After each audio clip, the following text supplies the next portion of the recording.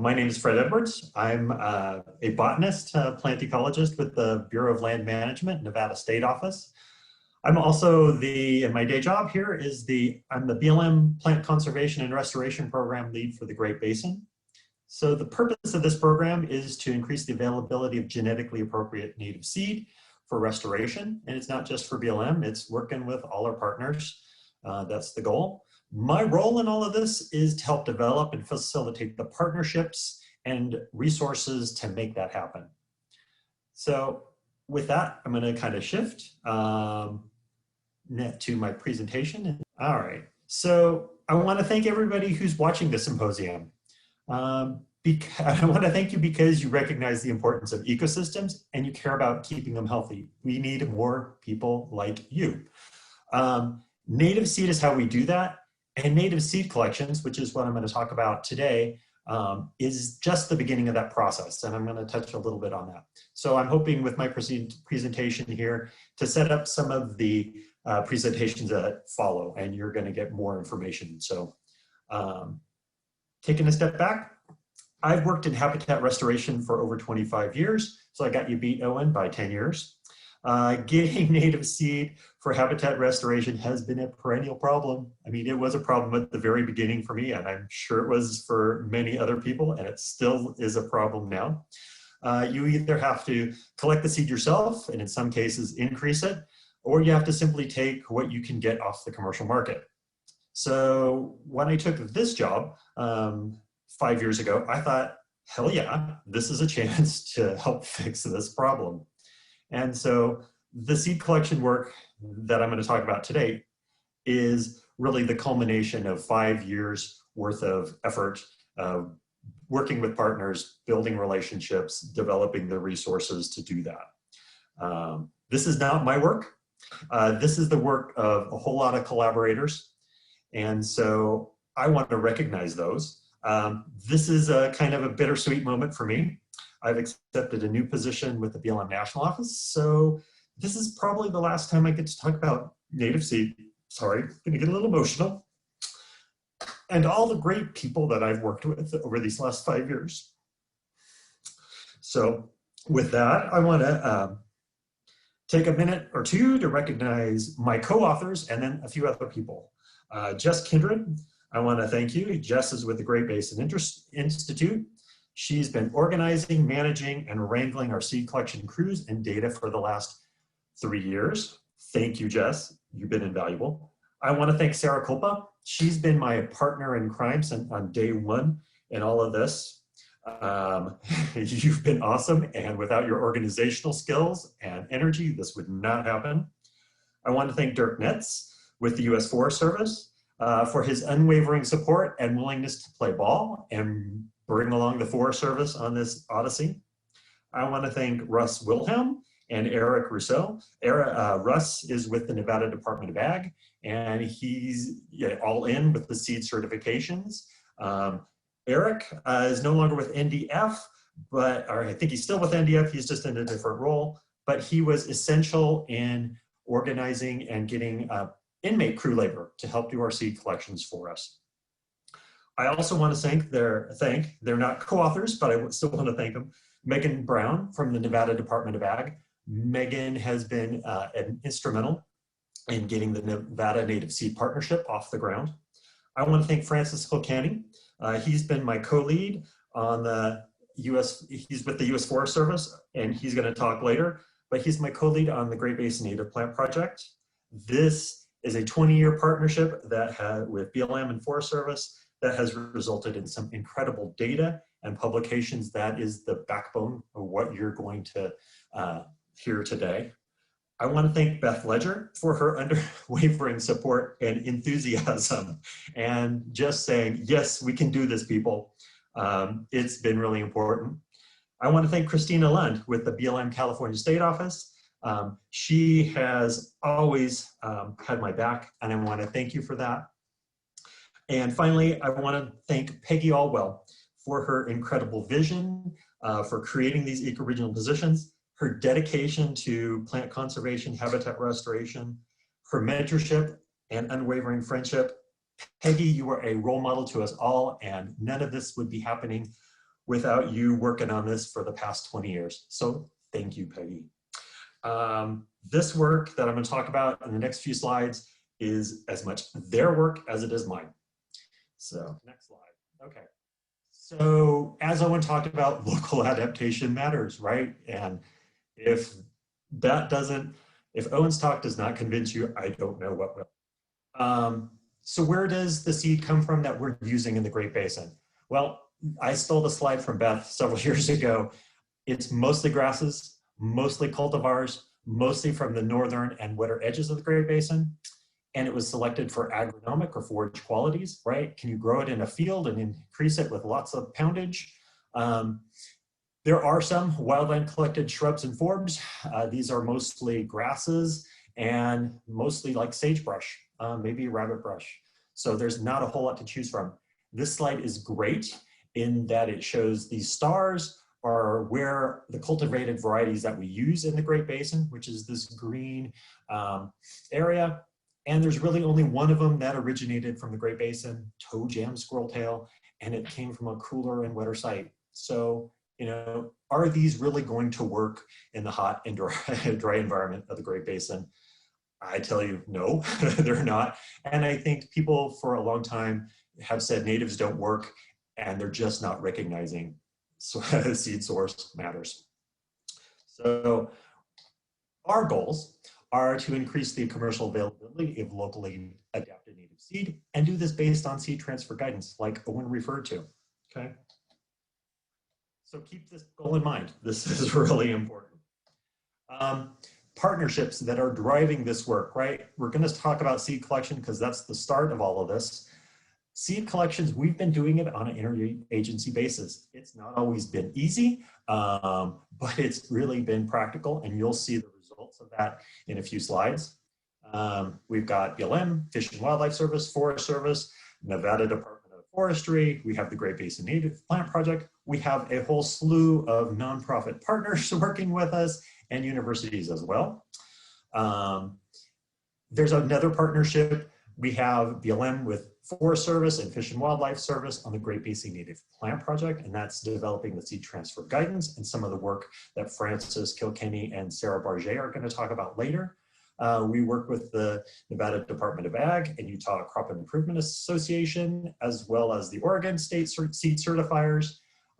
Their involvement is critical because source identifying and certifying production fields is critical to letting us have confidence that what we buy is actually locally adapted and it comes from where they say it comes from. And then the last partnership that needs to be recognized in all of this sort of cycle, and that's what this diagram on the right is, the native plant materials development cycle, is procurement. And that's just as critical to all of these other components. It's how we get the seed we need on the scale we need it. So the BLM Seed Warehouse System, the National Operations Center, have all been instrumental and are working together to make that happen. Okay, so how did we start this partnership 5 years ago? And how did we find common ground? We looked at, okay, what species do we have in common that we can use regardless of program, for range restoration, for habitat restoration, for sage-grouse restoration, for road rehabilitation, on the edge of the highways, you name it. For mule deer, we settled on grasses. There are a suite of grasses, and we identified 6 of them. We identified these because we know that they can be commercially increased. We know that they can be produced. We have a lot of good data on it. We also have empirical seed transfer zones, and I'm not going to talk about those because Francis and Sarah are going to talk about those later. So we know what sort of seed sources we need that cover the most. We prioritize these seed zones based on the fires that are happening in the Great Basin, based on sage-grouse habitat and where the key habitat needs are. And so that's how we've begun our partnership and trying to find common ground and work together and move forward together as a partnership. Next slide. We've also done this for the forbs. And so we identified 6 and more than 6 now, forbs that are critical for pollinators and they're critical for sage-grouse, right? We think about sage-grouse, they need forbs at the brood rearing stage, not only to consume the forbs themselves, but also the insects that are dependent on them. So these are ecosystems we're trying to put back together, trying to reinforce seed is how we do it. And so we've identified provisional seed transfer zones that are priorities for all of these species. And so these are our priorities for seed collection and for seed increase and research and development. Next slide. So here's what we scouted and collected. We've been doing this in the Great Basin through PEGI and the Seeds of Success program since about 2000. My program really came about in 2016. 2017 is when we really started collecting in earnest. Here's all the collections that we've collected of our priority grasses and forbs. And you can see we have a lot of collections, but we still have other areas that are underrepresented and still need more work. And the work continues. We've been collecting different types of collections. And this also gets back to the partnership and working together. We have research collections. Those are the pink. These research collections are used by the Great Basin Native Plant Project and some of the work that Francis and Sarah are going to talk about, and some of the work that Beth Ledger is going to talk about. We have restoration collections. These are the green ones, the stars. These are the collections that are big enough that can be sent off to growers for increase. This is like 2 to 3 pounds, 80,000 live seeds. It's a lot of work to get those collections, especially for the forbs. It's just really tough. And then we have a bunch of regular SOS collections, and these are the Seeds of Success. These are for conservation. These are also for research. These are long-term conservation storage. This is our preservation of our national patrimony. We have to keep that. So these are our type of collections that we're doing. I want to transition and talk about a little bit about some of the partnerships and what we've done. Okay. Part of finding common ground among our agencies is to figure out what our targets are. So we wanted to collect, based on discussions with the researchers and just all of us as a team, how many collections did we want? What's our target? So we were looking for 10 seed collections or 10 populations for each of our priority species, for each of our priority seed zones for those species. So that comes out to be about 237 different genotypes, seed sources that we need. So this is we've made about 17% of our progress toward getting those seed collections and actually increase them. And then we're about 40% of the way to actually getting all of those accessions. It's an amazing amount of work in a short amount of time. And I'm just stoked that we made this much progress in 5 years. This is just a little summary in the middle here of our state partnerships. Working with Nevada Department of Ag, Utah Crop, and Oregon State, we've source identified and certified 121 collections. And then Nevada Division of Forestry, the really important partnership, has collected about 43 of our restoration collections. In terms of seed increase, right, because that's part of this process, we've sent more than 50 pounds off for increases, more than 15 species, and more than 40 populations. This is probably closer to 70 populations now this year with this year's data. And these have not just been BLM, these have been Fish and Wildlife Service and Forest Service as well.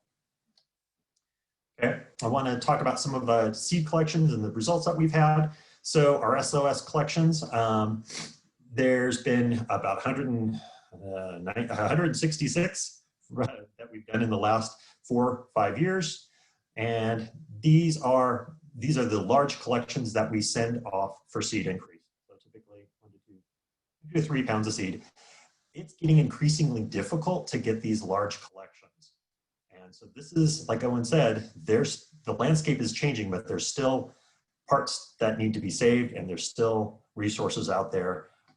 So I urge, this is a really important part, getting these larger collections, conserving them, identifying them where we can go back to them in future years. Seed transfer guidance is part of this. It's determining where we collect our seed. So the Great Basin Native Plant Project, we've developed empiric seed transfer guidance for 6 grasses. And this has been over a span of many years. We are now working on developing seed transfer guidance for forbs. And so we've got about 3 forbs that we started in 2019, and Sarah Barget is going to talk about this, but we're working on that. And then we've also done some collections. This is in particular BLM Idaho and Oregon with stewardship contracts and getting smaller size collections that can be increased, mostly forbs. Okay, this work is all going to continue. I'm very confident, and I'm so proud of the partners that partnerships we've built and to do all these parts. And this is culminating really in the Nevada Native Seed Partnership. This is critical. This is what makes my job really hard to leave. I'm going to miss it. I'm going to miss these people. We've developed the Nevada Seed Strategy. It will be available, or if it's not available, to folks. And this is a whole interagency effort by state and federal partners and nonprofits and tribes. So thank you, guys. This is going to continue. And I would encourage other states and other areas to really think about how can they step down the National Seed Strategy and tailor it to their local needs and wants. Okay, so I think I'm close to my time. I want to thank everybody. This has been an amazing 5 years. Thank you very much. This is the work of at least 6 federal agencies, 2 tribes, 7 local and state agencies, probably more, at least 3 universities, 7 nonprofit partners, and then 24 collaborators with the Native Plant Project, and probably a lot more over the life of that project. So there's a lot of people working on this. And if I can just have one take-home message, work together. It's the only way we're going to solve the problems that face us in terms of seed, in terms of ecological restoration. Otherwise, if you're working in isolation, I would really encourage folks to rethink that. I know a lot of us are loners, a lot of us are introverts. We gotta work together. Because if you don't, these little restoration projects that folks do really amount to, they're probably not as important as we think they are. They could just really be random acts of restoration that aren't tied together and aren't moving us forward. And so that would be my pitch and take home message. So I'm gonna stop sharing my screen and thank you. All right, so I think we have time for maybe one question. There's a lot of questions, so this might be something we address at the end. One question might be answered right now, Fred, is who is growing out seed for increase? So BLM, and this is the national, we've invested in creating an IDIQ contract and putting out for bid. So there's, I think, 7 vendors on that.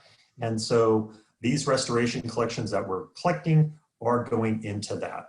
And those vendors are increasing it. That seed will eventually be available through the seed warehouse system. And it's not just for BLM. State and federal partners can buy seed through the BLM seed warehouse system. All right, and Fred, can you just clarify the 3 types of seed collections that we're doing and explain what the restoration standard and research are used for? Oh, okay. The restoration collections, these are large collections. These are the amount of seed, well, in some cases, that growers need. On average, growers need about 3 to 4 pounds of pure live seed to establish 1 acre of a production field. So restoration collections are large, they're geared toward that. Research collections are small. They're smaller than typical Seeds of Success collections, which are about 20,000 live seeds. Research collections are going into our common gardens. They're going into developing seed transfer guidance. Those are like 2,000 to 5,000 seeds. All right, well, thank you, Fred.